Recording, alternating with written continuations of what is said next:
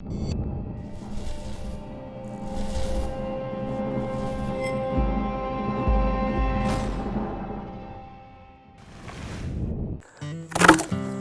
you hit it, you can't take it back.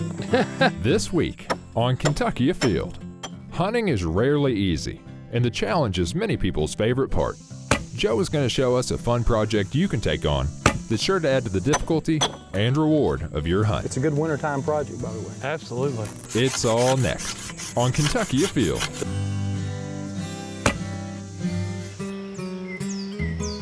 Such a pretty fish. Beautiful. This pond is plumb loaded with frogs. They're everywhere in here.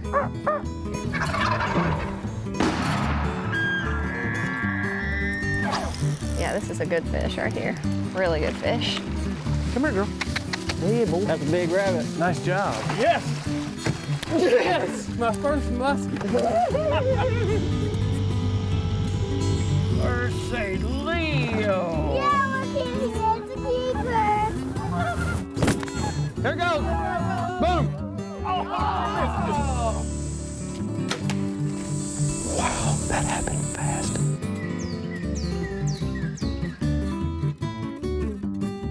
Hello, and welcome to Kentucky Afield. I'm your host, Chad Miles. Join us as we journey the Commonwealth in search of outdoor adventure. Are you an experienced deer hunter looking for a new challenge? Well, you may want to give this a try next season. But to do so, you better get started now. So Joe, what we're doing here today is you're about ready to show me a tree that you've fallen in love with to turn into a handmade bow. That's right. This Wow. is an absolute beauty of an Osage orange, or hedge apple, as most people call it. Okay, and so it's exactly what this is, right? Correct. And this is a bow that you spent many hours getting this exact right shape, and it takes a lot of know-how to get this at the right moisture and to bend it exactly right and to shape this the way you've got it done here. But you don't do this just for fun. You do this because this is your hunting bow, right? Right, yeah. And you've taken several deer with this bow and some turkey as well, right? I have. There's something about the simplicity of this piece. When you go in the woods with the compound, you're packing a gadget bag, a rangefinder, arrows, release. You have so much stuff that by the time you get up in your tree, you're feeling labor. Tell me a couple reasons why you like this particular tree.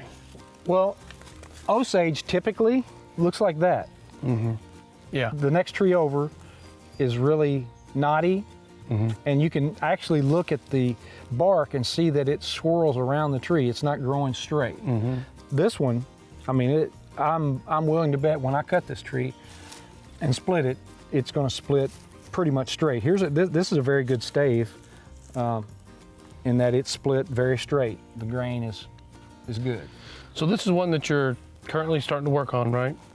So what I'd like to do is to follow you through this all the way to shooting it someday. Okay. Now, we're not going to be able to do it with this tree. And the reason being is when you cut that, you're going to then store that wood for about a year before you get started, right? Yes. And you're already here, same kind of wood, same type of wood.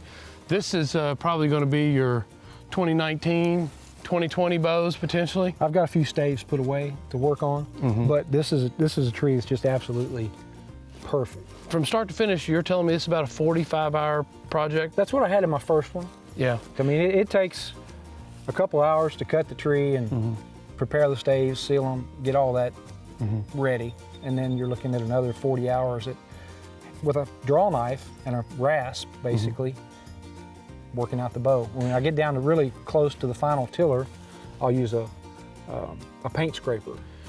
We'll let this tree live another day, and we'll get started on what we got. Sounds good. All right, that sounds great.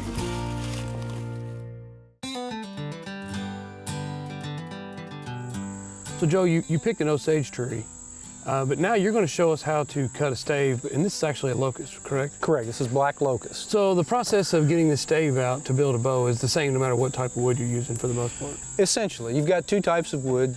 You know, you've got Osage and white woods, and locust is one that can be treated either as a white wood or like Osage in that you can chase a ring. Okay. You see how the rings are well defined here? Yes.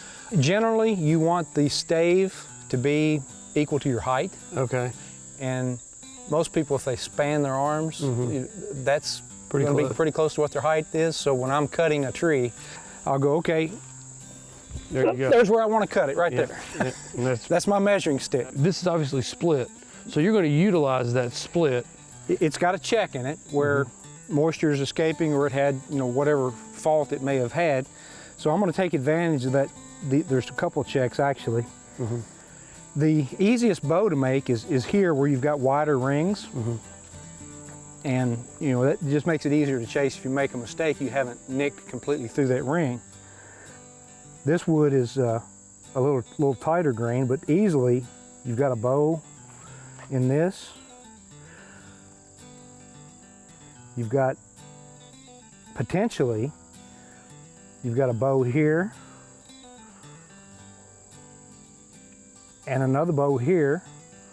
And maybe, I don't know what kind of a deformity is there, so you might be able to cut it off and make a kid's bow. But when I split out these staves, that's how I'm going to kind of pick where I put the splits after I do the initial split. Okay.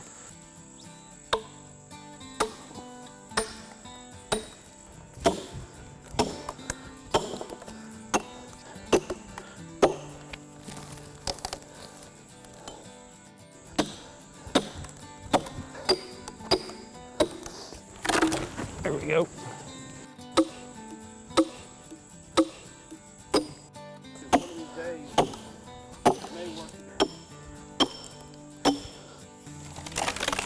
This thing's almost getting manageable. I'm going to cut that in half, make sure I've got enough room for a bow there. Even though I drew that out as this would be for sure one bow, I'm taking a gamble that I'm going to get 2, possibly 3 out of this. And once you hit it, you can't take it back.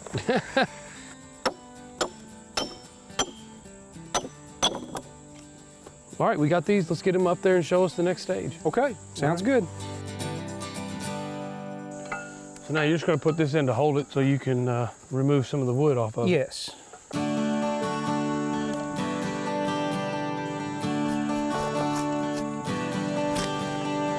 Once you get down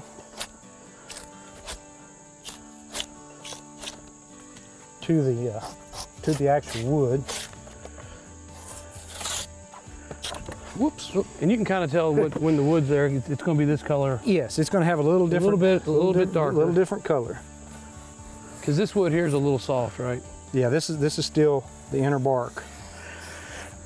But something that's very important is that when you get this wood ready to dry,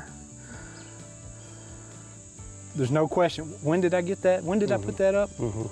So once you get to this stage right here, it really is seal it with polyurethane, ends and back, and then put it up, and A couple years if you can. couple years even. So you always keep a couple in the works. This one's been stored and dried and is ready to go, right? This one's 3 years, yes. So the next process is, chasing a ring on Osage. okay. So I've secured that. You can see I'm down to a ring there, and I've got 2 rings on top of it. So my goal is to take off those rings one at a time. And once I get this to a complete ring, and I'm happy with the way that's looking, I'll then draw the bow profile on the side of the stave, Okay. We're going to go through the next stage of this, which is laying out the bow. we're going to lay out the bow. And first and foremost is the center. You got to find the center. The center is where your finger is going to pivot, just shy of 29. So this is going to be my center. I'm going to mark it on the side, as well as the back of the bow. Okay. That's where I'm going to grip the bow, the fulcrum of the bow. That's essentially where the arrow's going to reside, right there above. Well, the arrow's going to be above that, A little above an that. inch and a half, maybe. Okay. That's the grip. That's the fulcrum of the bow. Okay. So now, if you've got a handle profile that you like, you can lay that up there, get the back even, and just kind of do your side profile like that. Okay. Gotcha. So, an arrow shelf, I like to do it about an inch and a half. So, and I like it to have a little bit of an arch to it so that it has a minimal amount of contact with the aerial. I know my limb thickness is going to be, you know, no more than a 1/2 inch. So I will basically rough it out like that. Gotcha, okay. And the same thing here. You're gonna need to have a fade area where the bow transitions from handles to the limbs. And the way I've drawn this, essentially this is the fades. I usually measure this, but I used another bow of my preferred pattern to get to that point. And it depends on whether you're making a pyramid bow, a pyramid meaning it starts the widest at the fades and goes directly to the apex where the tips are. If you've got a reasonably straight stave, you can lay this on the center, and you find your center, and I'll mark, you know, a point 3/8 of an inch each side of that, and that's going to give me a little wider than a 1/2 inch tip that will let me narrow that down later on. Okay. One thing that you also want to take in consideration, this has a little bit of a snake meander to it. A knot, like you see right here, you're better off to have it where it is now than right on the edge of the bow. Gotcha, you don't want, okay. You don't want that weakness, you know, because if you cut through that knot on the edge, you've created a weak spot. Gotcha. And I like to do a pyramid bow. Some people will come up halfway, keep this the same width, halfway, and they start their taper at the halfway point. And this makes a really interesting bow in and of itself. This is going to be a safe limb design for this bow given this knot. Gotcha, okay. If I had done a pyramid bow to the tip, this knot's going to be a problem. It's going to be right on the edge. It's going to be right on the edge, and I don't want that. And I've got another knot that you can't see from this side. There is another knot here that when I go to chasing that ring is going to be complicating as well. So I want to keep this width what it is. Another thing, you mark both sides of the bow. Here's my fade. So I know when I go to whittling on that. Stay way out. Stay way outside the line. Leave the lines on the wood, and everything is good.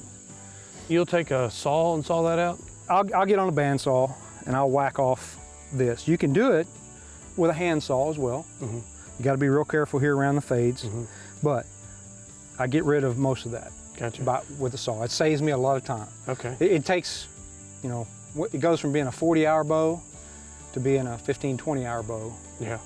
If you're not removing this with a draw knife or a rasp. That's a lot of wood. I'm really looking forward to seeing how this bow takes shape.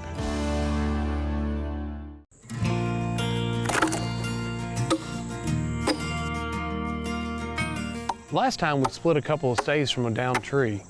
And once you hit it, you can't take it back. Then we also drew an outline on a dried stave in preparation for cutting and shaping. Now, this is the very next step after what you showed us before. You went and you've cut this out. Now what?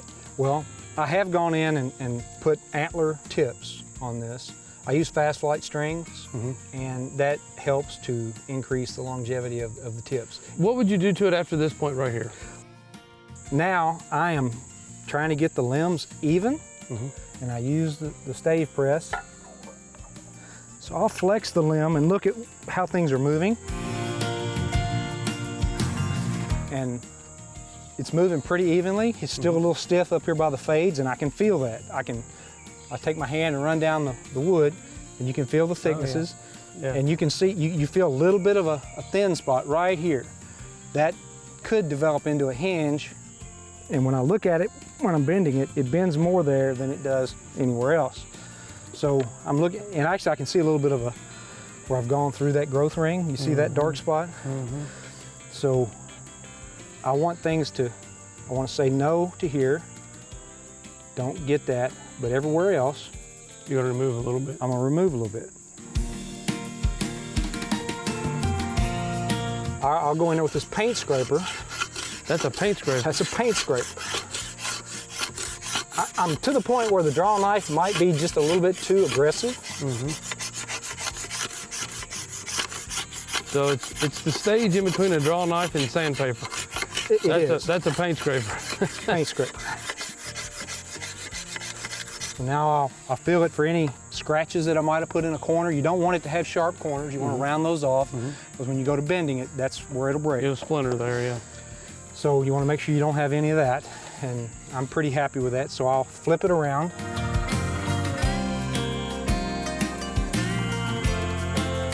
That limb is bending. Those may be more even now. Now that you got your limbs, they're bending pretty similar. Right. And this is how you test this. Is there any other way to test this? Putting the string on it. Okay. And I'm going to do that here in just a second.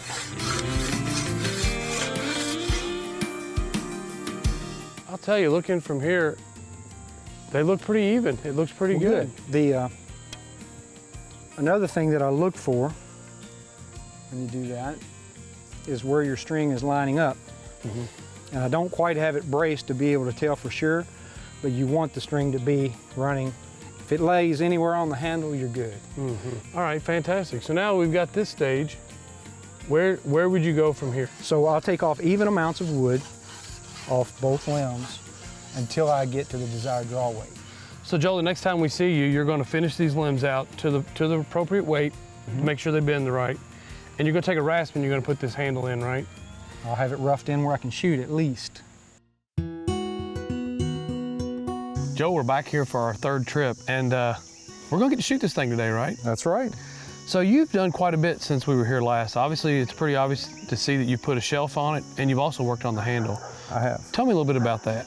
Well, I like to make it fit my hand and get as narrow as I can. But you have to make sure that you don't weaken this enough that this is the weakest point. You want the limbs to bend, and you really don't want that to bend, because if it bends here, it'll break in half on you. And so you kind of put your hand there until it feels right. And you've done this with a rasp and sandpaper, really, right? Correct. So it doesn't happen real fast, and you go slow, take little bits at a time. I'm sure you probably grabbed this thing a good 50 to 100 times in the process, did you not? At least. And then your shelf here is got a curve to it. It's got a little bit of a curve to it, and you know, I want minimal contact with the air. Of course, when you shoot it, it flexes and it gets off there anyway, but I think a little bit of a radius to a shelf is an asset, or at least I like to do it. So tell me what else you've done to it since we've left. Well, I heat treated it. You can see that the belly of the limbs is a little darker. Many woods will benefit from heat treating. I took a heat gun and basically held it about 4 inches over that and moved it down the length of the limb, and it strengthens the cells. Woods that are weaker in compression tend to take more set, and if you heat treat them, they take less set. I'm constantly making sure there's no splinters or no kind of cross grain violation that could be an issue.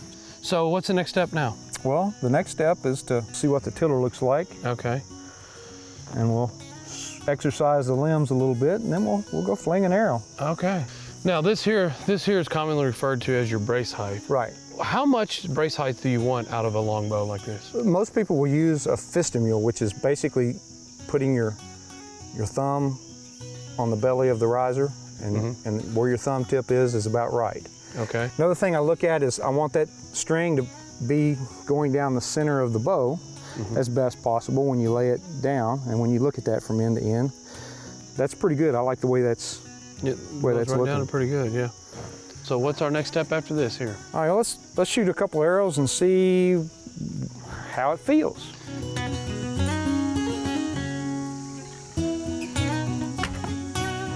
Wow, that shot pretty. It snapped it out there, didn't it? Snapped it out there pretty good. And I didn't draw it to my full draw length because, again, I don't want to do that until I've got it to the final tool. But it whipped it.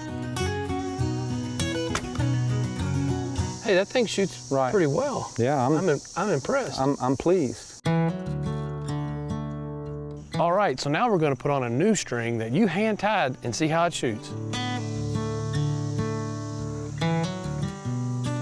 I'm probably going to shoot it a few times because I'm going to have to twist it again after I've shot it.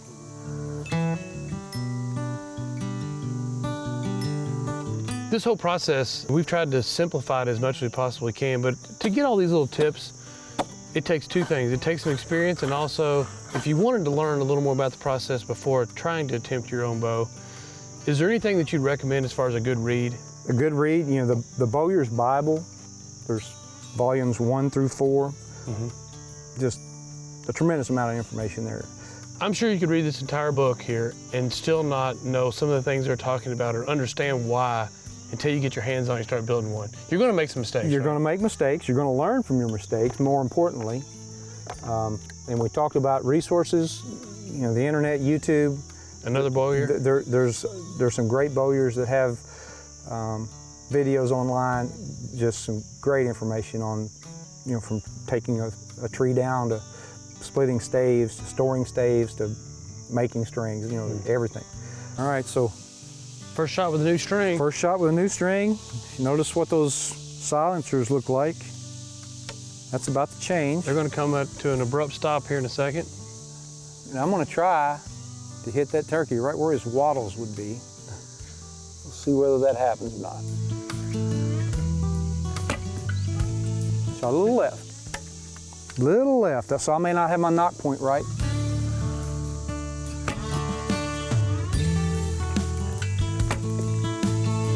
Well, Joe, you make a fine bow and arrow. Good luck with this year. I'm going to keep up with you and let me know how this turns out. I'm sure this is going to be the demise of a couple of deer this year. I will. If luck is with me, I'll be able to get a couple, maybe 4. Well, that's what the refrigerator hold. That's what I'd take. That's about what we eat a year. Well, it's a great piece, and I've enjoyed this whole process of watching you literally take a piece of wood from your property and turn it into this piece of hunting equipment. Thanks again for walking me through it. You're welcome. It's a good wintertime project, by the way. Absolutely.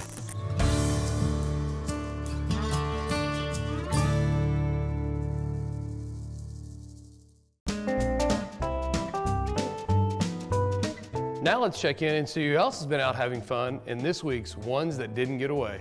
Here's a nice whitetail buck taken by Andrew Beeman in Franklin County, Indiana. This is a nice 8-point deer taken at his papaw's farm. Nice job.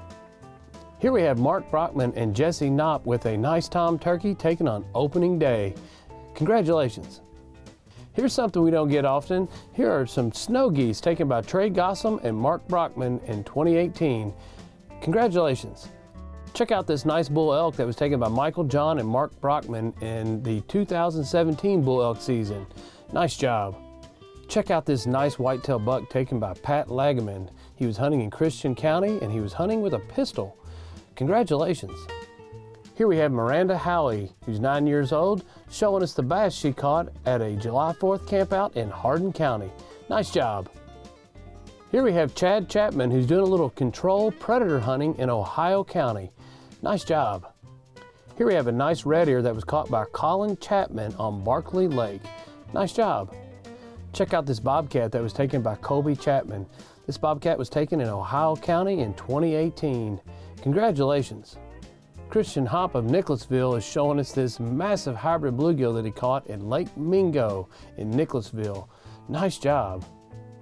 Check out these 2 paddlefish that were caught by David Lawhorn in Henry County. These were snagged in the Ohio River. Nice job. Here we have Colson Seiler of Stanford, Kentucky with his first ever catch on the pole that his brother bought for him. It was a bluegill caught in the falls of Pulaski County. Nice job. Do you have a hunting or a fishing photo that you'd like to share? Well, Kentucky Afield is now accepting emailed photos of the ones that didn't get away. We will no longer accept photos sent through the mail. Email your photo to us at kyafield.ones@ky.gov. More Kentucky Afield is available at your fingertips. Whether by smartphone or desktop, you'll find extra tips, photos, even behind-the-scenes video on our social media pages. Join the conversation and stay in the woods or on the water longer when you follow us on Facebook, Twitter, YouTube, and Instagram. Simply search Kentucky Afield on your favorite app.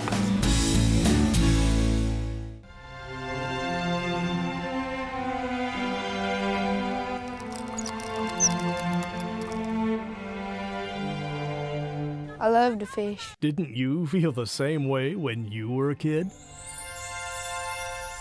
What if no one ever took you fishing? Take a kid fishing. Someone did it for you. A reminder from your Kentucky Department of Fish and Wildlife. Fall is a great time of year to experience the outdoors here in the Commonwealth. Make sure you get those kids outdoors. And may I suggest the Salado Wildlife Education Center. It's open this season until November the 21st. And next week, join us as we bring you a two-headed critter that can be found here. And remember, hunting and fishing on private property is a privilege. Always ask permission and thank the landowner. Until next week, I'm your host, Chad Miles, and I hope to see you in the woods or on the water.